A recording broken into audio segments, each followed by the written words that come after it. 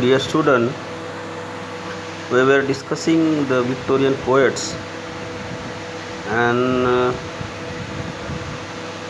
we have discussed the duration of this particular movement, and today we are going to discuss the background section of this particular movement. The most prominent aspect of English life and society during the Victorian age is change.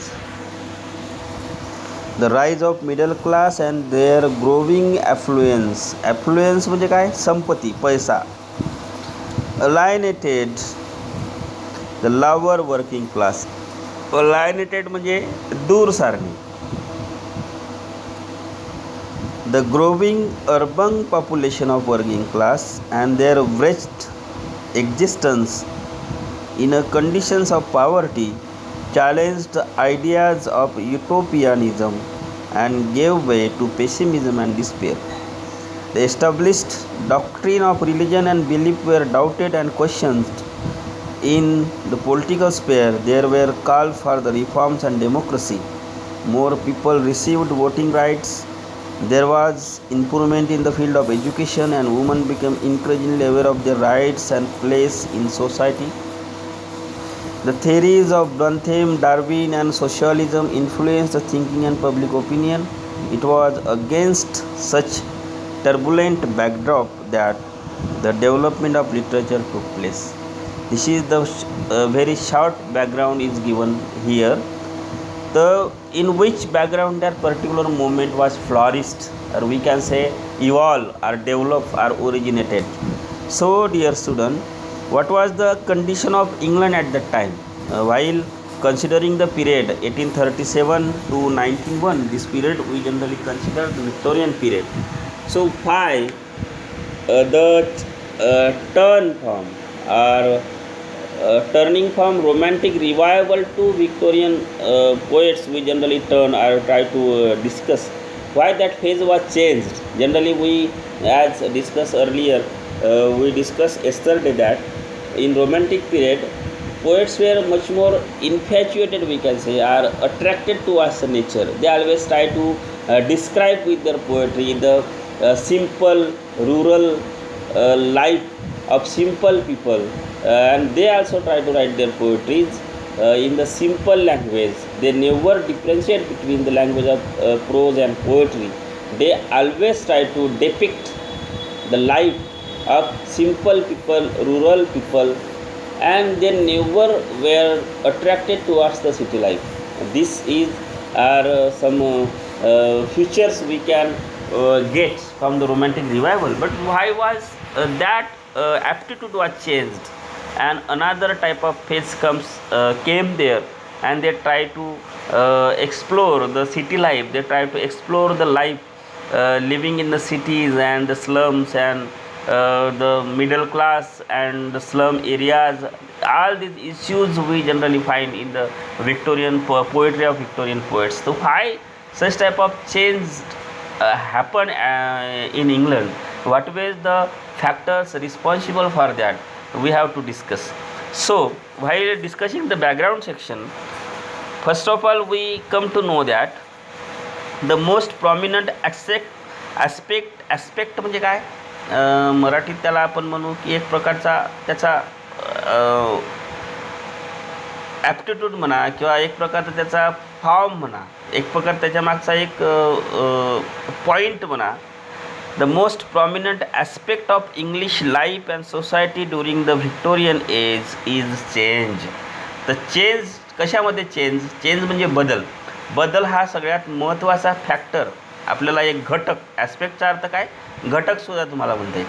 हा घटक आपल्याला जर काय म्हणजे romantic revival to एकदम Victorian literature, जसं romantic रिवायवलमध्ये आपल्याला दिसते की सर्वसामान्य लोकांची लाईफ, खेड्यातली लाईफ, कुठंतरी रानावनात राहणारे लोक त्यांची लाईफ, जेवढे म्हणजे खेड्यामध्ये राहणारे जे लोक जसे त्यांचे मनं शुद्ध असतात, साधे असतात, तशाच साध्यासुद्धा शब्दामध्ये असणाऱ्या त्यांच्या पोएट्री, तशाच साध्यासुद्धा शब्दामध्ये असणाऱ्या त्यांच्या इमॅजरी, हे सगळं आपल्याला असताना एकदम क्लिष्टतेकडे किंवा कुठंतरी सिटी लाईफकडे जे पोएट्री लोकांचा पॉईंट ऑफ व्ह्यू का बरं वळला, तर याच्यामागचं जर कारण असेल तर वी जनरली द प्रॉमिनंट म्हणजे most important aspect or factor of English life and society at that time we if consider that we will come to know that it was because of the only change म्हणजे काय बदल. तर कशामध्ये बदल झाला, तर कोणता बदल होता ते आपल्याला सगळ्यात महत्त्वाचं पाहायला. The rise of middle class and their growing affluence. Rise of middle class आपल्याला आधीच्या काळामध्ये जर पाहिलं म्हणजे 1837च्या आधी जर आपण काळ बघितला तर तिथं आपल्याला दोनच वर्ग जनरली पाहायला मिळत होते. एक तर खूप गरीब लोक आणि खूपच श्रीमंत लोक, म्हणजे एकदम राजे, त्याच्यानंतर त्यांचे सरदार, त्याच्यानंतर ते मोठ्या मोठ्या पदावरचे अधिकारी, ते एकदम श्रीमंत लोक, आणि त्याच्यानंतर दुसरा एक वर्ग होता पूर्णपणे गरीब लोक, म्हणजे जे दररोज कष्ट करणारे, हातावर आणून पानावर खाणारे असं आपल्याला थोडक्यात म्हणता येईल. तर हा दोनच वर्ग आपल्याला अस्तित्वात दिसते, एक अपर क्लास आणि लोअर क्लास. हा जो मिडल क्लासचा जो डेव्हलपमेंट आपल्याला पाहायला मिळते तर तो व्हिक्टोरियन पिरियडमध्ये पाहायला मिळते. आता मिडल क्लास लोक म्हणजे कोण, जर तुम्हाला थोडक्यात उदाहरण सांगता येईल आपल्याला. जसं आता अपर क्लास समजा आपल्या भारतातला जर विचार केला तर आपल्याला अपर क्लास म्हणजे कोण दिसतात, हे आपले आमदार, खासदार, त्याच्यानंतर मोठे मोठे अधिकारी, त्याच्यानंतर जे बिझनेसमॅन, एकदम टाटा, बिर्ला, अंबानी वगैरे, हा सगळा अपर क्लास सोसायटी आपल्याला पाहायला मिळते.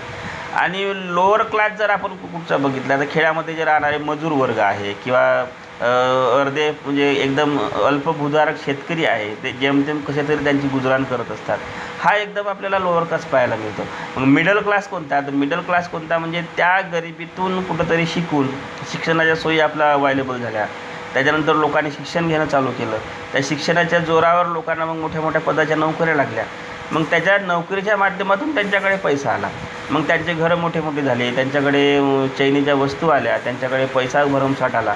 तर ह्या मधल्या काळामध्ये आपल्याला म्हणजे आपल्या भारतामध्ये सुद्धा स्वातंत्र्यानंतर जेव्हा शिक्षणाचा प्रसार झाला मोठ्या प्रमाणात, तेव्हा आपल्याला हा जो आता नोकरी वर्ग जो पेशा आपल्याला पाहायला मिळतो, जनरली टीचर असो, बँकर्स असो, किंवा आपल्याला आता जे कॉर्पोरेट सेक्टरमध्ये जाणारे जे लोक असो, ते सर्वसाधारण गरिबीतून शिकून आपल्याला तो मिडल क्लास एक भारतामध्ये तयार झालेला आपल्याला पाहायला मिळतो.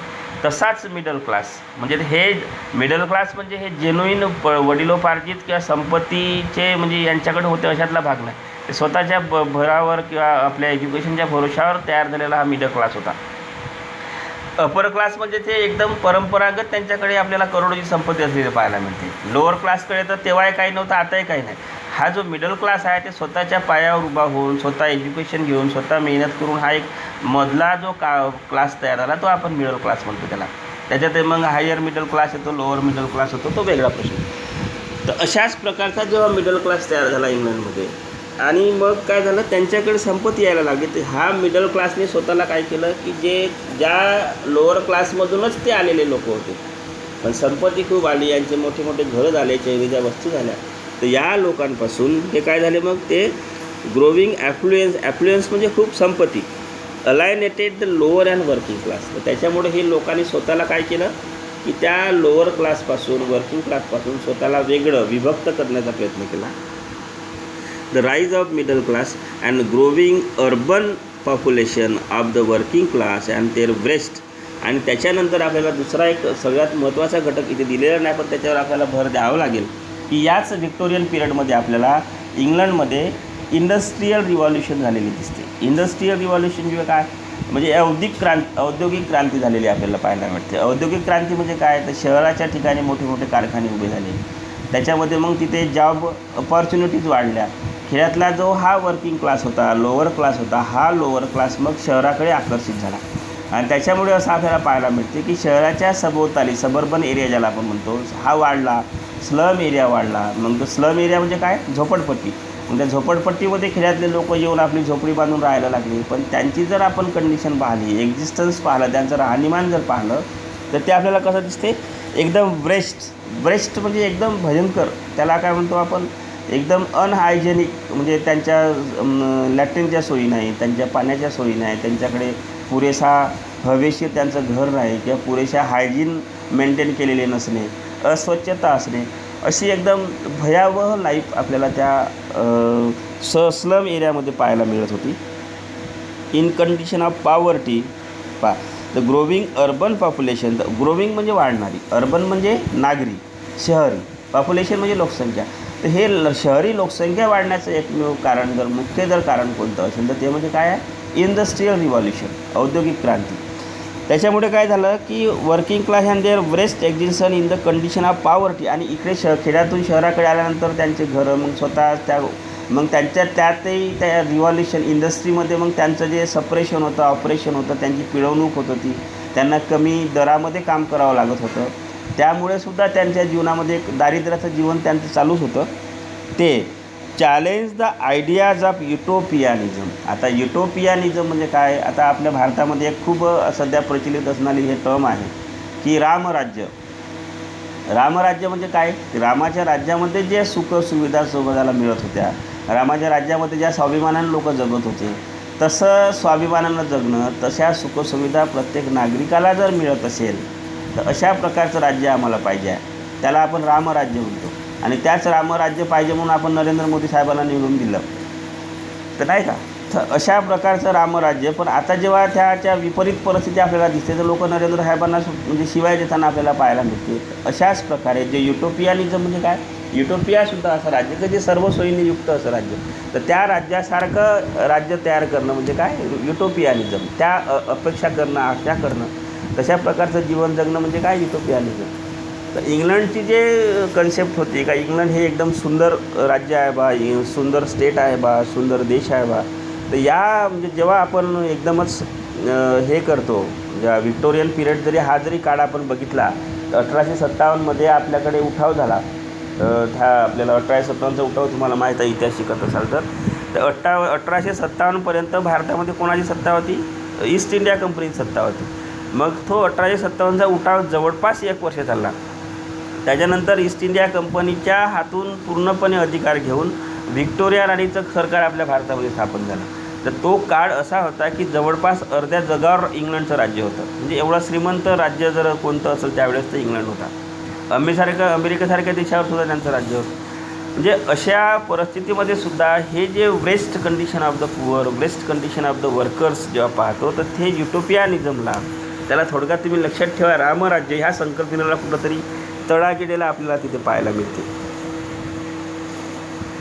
And gave way to pessimism and despair. Pessimism म्हणजे काय, एकदम निराशावाद, डिस्पेअर म्हणजे एकदम नैराश्य. तर त्याच्यामुळं ज्या हे जर यांची कंडिशन बघितली, वर्किंग लोकांची जर कंडिशन बघितली, एकदम दयनीय अवस्था जर त्यांची बघितली तर कुठंतरी नैराश्यमय वातावरण त्या ठिकाणी आपल्याला तयार झालेलं पाहायला मिळते. The establish doctrine of religion and belief were doubted and question. आणि त्याच काळामध्ये जर आपल्याला पाहायला मिळेल तर डार्विनचा सिद्धांत, त्याच्यानंतर बेंथमचा सिद्धांत, सोशलिझम, हे अशा प्रकारच्या काही थेरीज निर्माण झाल्या. आणि हे अख्खं जग म्हणजे परमेश्वरानं निर्माण केलं. जर डार्विनचा सिद्धांत जर आपण बघितला तर डार्विन काय म्हणतो की एका पेशीय जीवापासून अनेक पेशीय जीव तयार झाले. अशा प्रकारचा तो आपल्या या पृथ्वीवर जीवाचा उदय झाला किंवा त्याचा डेव्हलपमेंट झालं असं म्हणतो. आणि त्याच्या आधी लोकांना एवढंच माहीत होतं की परमेश्वरानं हे जग निर्माण केलं, मग त्या आदमाने ईव तयार केली, त्यांच्यापासून हे सगळं पॉप्युलेशन तयार झालं. तर हे जे धार्मिक जे विचार होते यालासुद्धा ह्या वैज्ञानिक दृष्टिकोनाचा जसा उदय होत गेला तसं जे एस्टॅब्लिश डॉक्ट्रिन होत्या किंवा धार्मिक विचार होते यालासुद्धा तडा गेला. आणि लोकांमध्ये एक प्रकारचा काय डाऊट तयार झाला की खरंच देव आहे का, खरंच धर्म आहे का, खरंच परमेश्वराने सगळं निर्माण केलं की मग विज्ञान सांगते ते खरं आहे. अशा प्रकारचे वेगवेगळे डाऊट्स अँड क्वेश्चन्स लोकांच्या मनामध्ये यायला लागले. त्याला काही लोकांनी विरोध करणंही चालू केलं. तर एवढी मोठी वैचारिक क्रांती आपल्याला ह्या पिरियडमध्ये पाहायला मिळते. In political sphere there were calls for the reforms. Reform म्हणजे सुधारणा अँड डेमोक्रेसी. आणि आता आपल्याला पाहायला मिळते की तेव्हा राणी व्हिक्टोरियाचंच शासन होतं. म्हणजे तेव्हा लोकशाही त्या इंग्लंडमध्ये नव्हती. पण हळूहळू एकटाच राजा असण्यापेक्षा लोकांचं शासन असावं, डेमोक्रेसी असावी, अशा प्रकारची एक मागणीसुद्धा इंग्लंडमध्ये आपल्याला झालेली दिसते त्याच काळामध्ये.